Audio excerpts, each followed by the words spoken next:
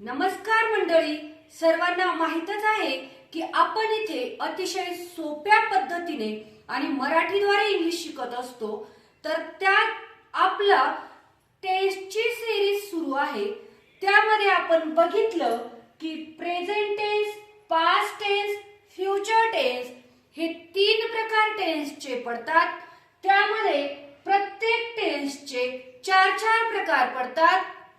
त्यात 12 प्रकार सर्व टेन्सचे आहेत. त्यामध्ये आपण बघितलं indefinite present tense, indefinite past tense, indefinite future tense. म्हणजे आपलं हे कंप्लीट झालेलं आहे. आपण हेही बघितलं present continuous tense, past continuous tense आणि फ्युचर कंटिन्युअस टेन्स हेही आपले कंप्लीट झालेले आहे.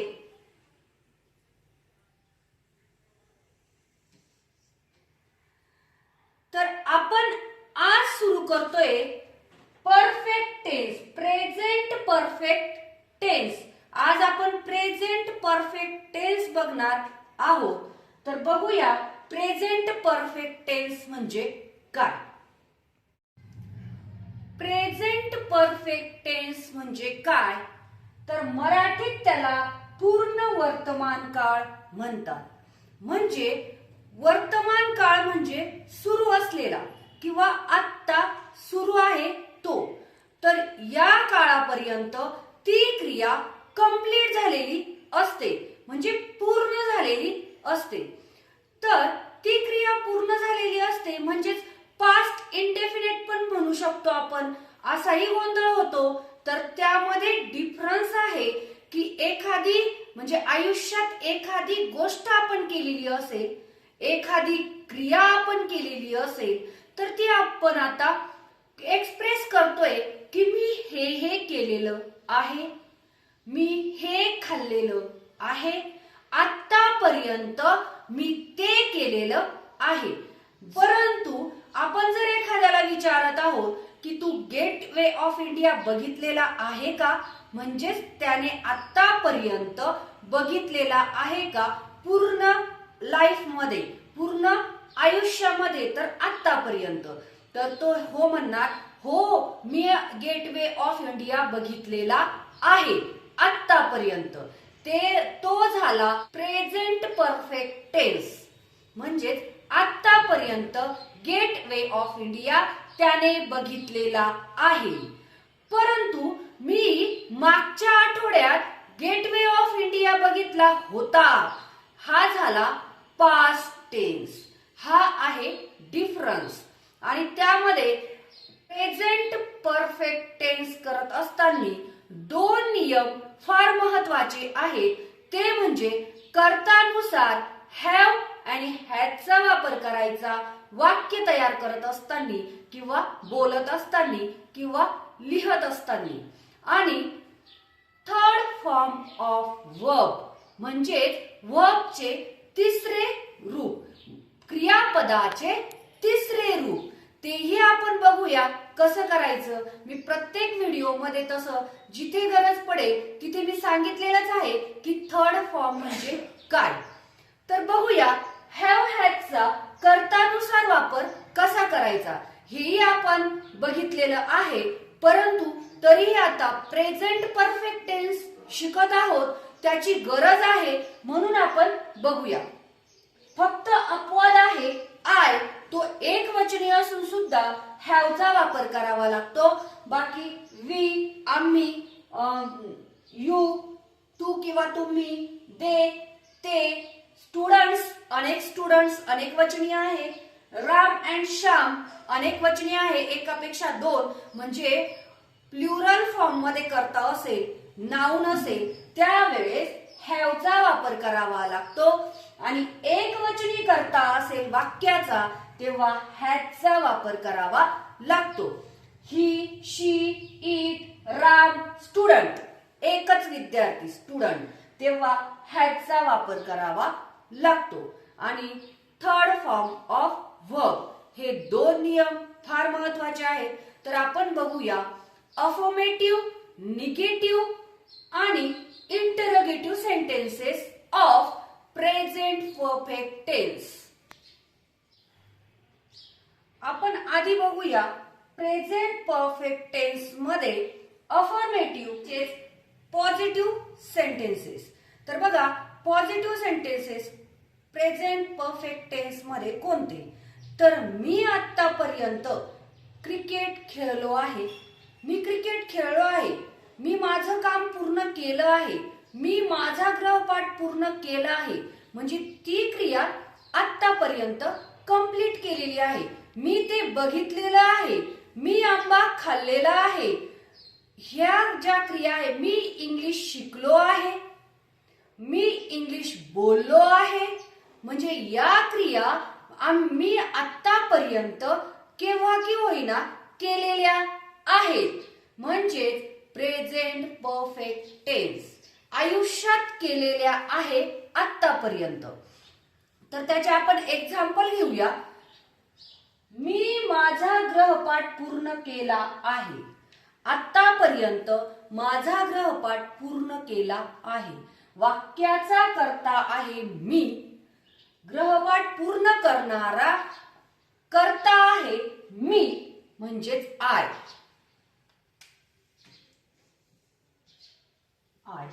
आणि आपण बघितलं की कर्तानुसार आपल्याला हॅव अँड हॅज वापरायचा आहे. तर आय असल्याने आपल्याला हॅव वापरायचा आहे. एकवचनी असून सुद्धा तो एक अपवाद आहे, तेही आपण बघितलं, म्हणून हॅव. I have. आणि या हेल्पिंग वर्ब नंतर आपल्याला मेन वर्ब लिहायचं असतं. मग आपण काय केलेली क्रिया आहे? पूर्ण केलेली आहे ती क्रिया. म्हणून इथे कंप्लीट हे वर्ब आहे आणि त्याचा थर्ड फॉर्म होतो completed.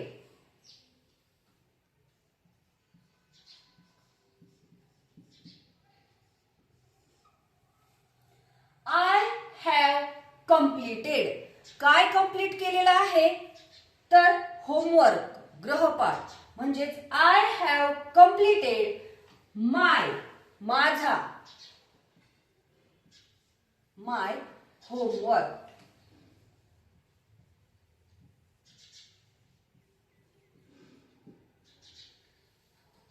I have completed my homework.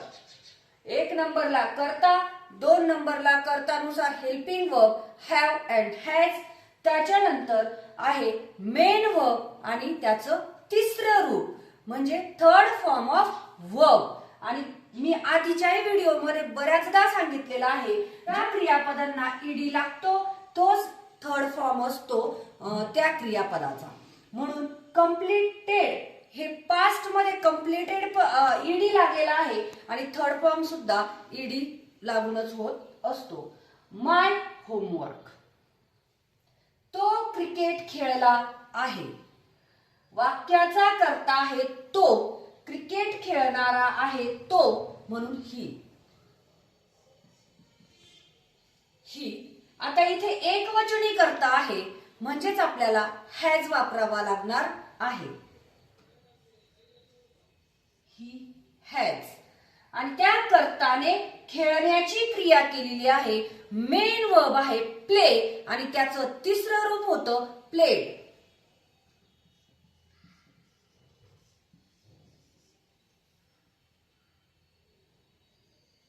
He has played. काय खेळला आहे? क्रिकेट.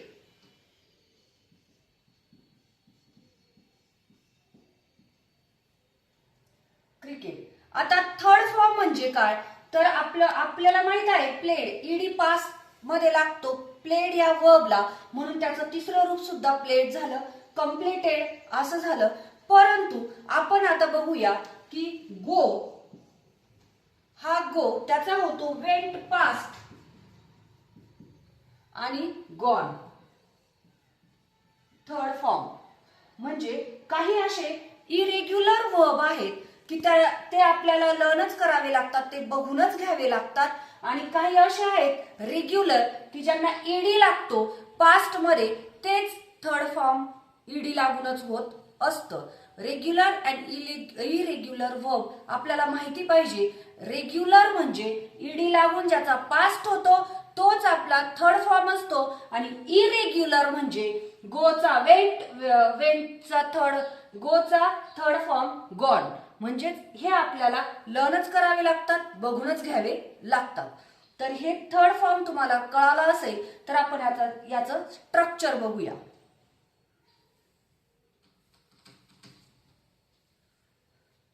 एक नंबरला आहे कर्ता सब्जेक्ट प्लस सब्जेक्ट नुसार हॅव आणि हॅज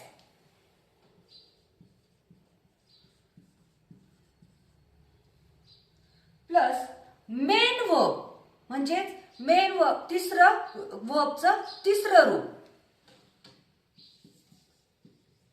V3 क्रियापदाचं तिसरं रूप आणि थर्ड फॉर्म ऑफ वर्ब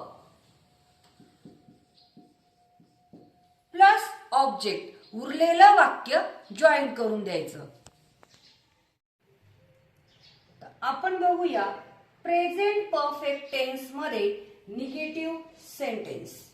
तर बघा निगेटिव्ह सेंटेन्स म्हणजे काय, तर ती क्रिया आतापर्यंत झाली नाही. मी गृहपाठ पूर्ण केला नाही, मी क्रिकेट खेळलो नाही, तो क्रिकेट खेळला नाही, तो इंग्लिश बोलला नाही, तो तिथे गेला नाही. हे झाले निगेटिव्ह सेंटेन्सेस म्हणजेच नकारात्मक वाक्य. तर ते कसे करायचे ते बघूया. मी माझा गृहपाठ पूर्ण केला नाही. वाक्याचा कर्ता आहे मी म्हणजेच आय. 2 नंबरला येणार आहे हॅव नॉट. वाक्यानुसार कर्तानुसार आपण हॅव वापरणार आहोत आणि त्याच्यात नॉट ऍड करणार आहोत. हॅव नॉट आणि त्याचंच कॉन्ट्रॅक्शन येत असतं हॅवन. हॅवन वापरला तरी चालतो. आय हॅव नॉट आणि नंतर मूळ क्रियापद म्हणजे जे मेन वर्ब आहे ते त्याचं तिसरं रूप.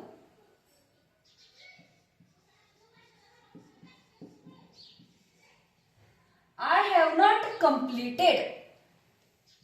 काय कम्प्लीट केलेला नाहीये, माझा गृहपाठ माय होमवर्क.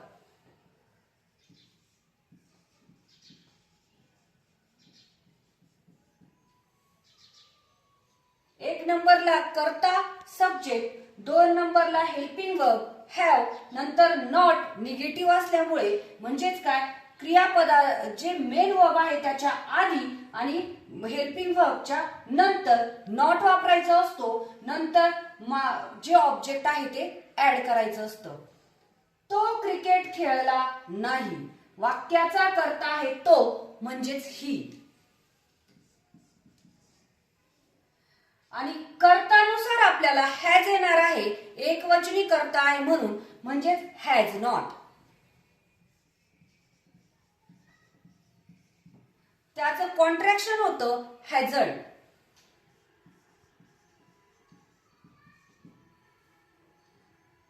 तर काय क्रिया केलेली नाही, मेन वर्ब आहे प्ले, त्याचं तिसरं रूप प्लेड.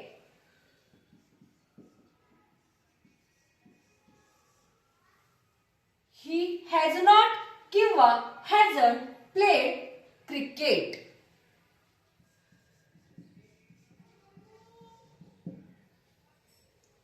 त्याचं स्ट्रक्चर आपण बघूया. 1 नंबरला आहे सब्जेक्ट. सब्जेक्ट नुसार हॅव नॉट किंवा हॅज नॉट.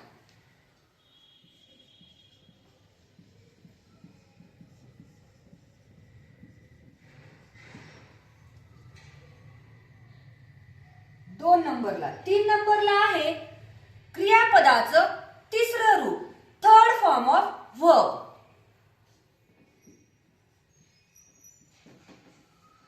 आणि 4 नंबरला आहे ऑब्जेक्ट. हे आहे स्ट्रक्चर. आता आपण बघणार आहोत प्रेझेंट परफेक्ट टेन्स मध्ये इंटरोगेटिव्ह सेंटेन्सेस म्हणजेच एस्नोटाइप क्वेश्चन्स आपण बघणार आहोत। एस्नोटाइप क्वेश्चन म्हणजेच त्याचं उत्तर आपण एस और नो मध्ये देत असतो की मी इंग्लिश बोललो आहे का, मी गृहपाठ पूर्ण केला आहे का, तो आला आहे का, तो गेला का, तो क्रिकेट खेळला का, असं आपण एस और नो मध्ये ज्याची उत्तर येतील असे प्रश्न आपण बघणार आहोत आणि त्यालाच म्हणतात एस्नोटाइप क्वेश्चन्स। मी माझा गृहपाठ पूर्ण केला आहे का किंवा मी माझा गृहपाठ पूर्ण केला का असा आपण प्रश्न विचारू शकतो। तर वाक्याचा कर्ता जरी मी असेल परंतु आपल्याला एस्नोटाइप क्वेश्चन तयार करायचा आहे। एस्नोटाइप क्वेश्चन करायचं असल्याने आपल्याला हेल्पिंग वर्ब कर्तानुसार 1 नंबरला घ्यायचं असतं आणि इथे हेल्पिंग वर्ब 1 नंबरला येणार आहे हॅव।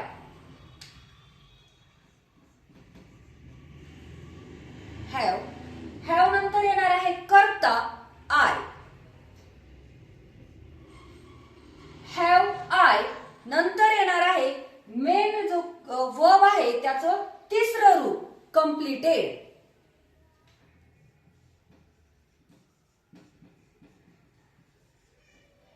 हॅव आय कंप्लीटेड काय तर माझा गृहपाठ म्हणजेच माय होमवर्क।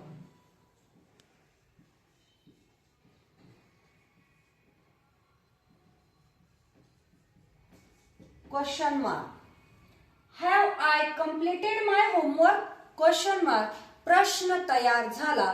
मी माझा गृहपाठ पूर्ण केला का किंवा केला आहे का, तो क्रिकेट खेळला का, तर वाक्याचा कर्ता तो आहे ही आहे म्हणून आपल्याला हॅज 1 नंबरला घ्यावा लागेल। हॅज नंतर कर्ता ही नंतर मेन वर्ब जे आहे त्याचं तिसरं रूप म्हणजे काय आहे ते खेळणे म्हणजे play.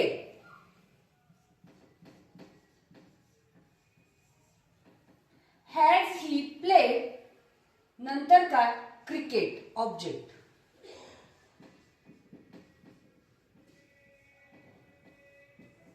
Question mark has he played cricket तो क्रिकेट खेळला का, तर त्याचं स्ट्रक्चर आपण बघूया। कर्तानुसार हॅव हॅज 1 नंबरला,